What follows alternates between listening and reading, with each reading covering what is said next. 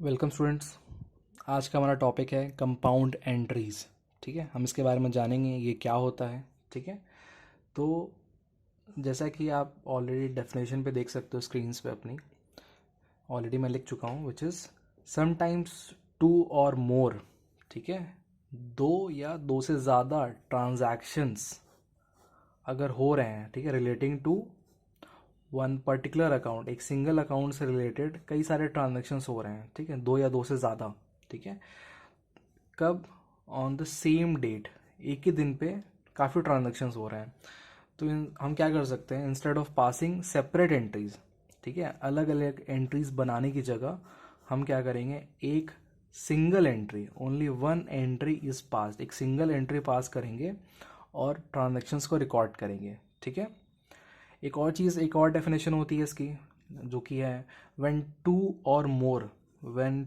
और मोर accounts are either debited और credited in a single journal entry.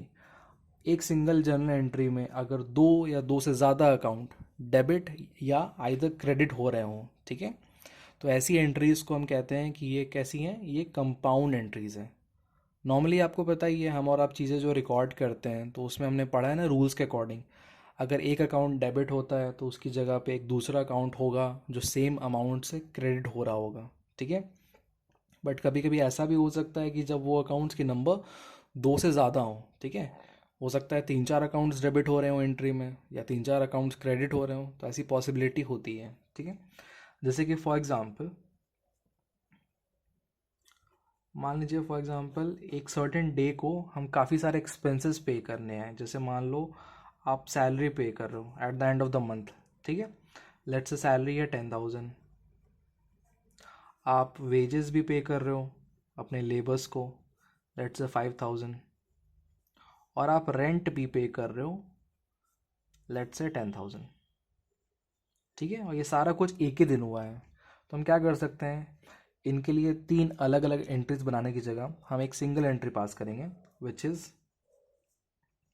Salary. के सारे आपके क्या खर्चे हैं, नॉमिनल अकाउंट से डेबिट होंगे, तो सैलरी अकाउंट डेबिट किया। मैंने फॉर्मेट नहीं बनाया, मैं आपको ऐसा एग्जांपल शो कर रहा हूँ। Salary account debit, wages account debit,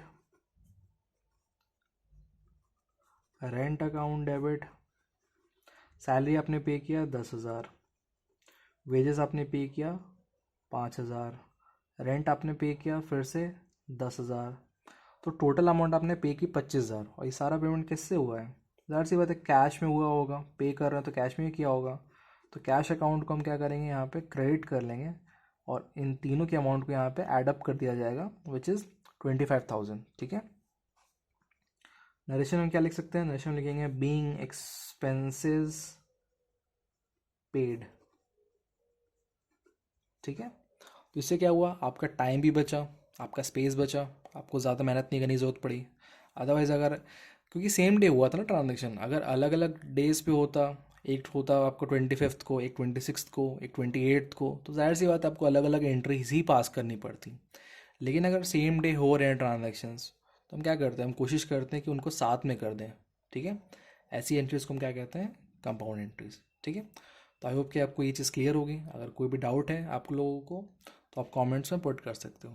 ठीक है, थैंक यू स्टूडेंट्स।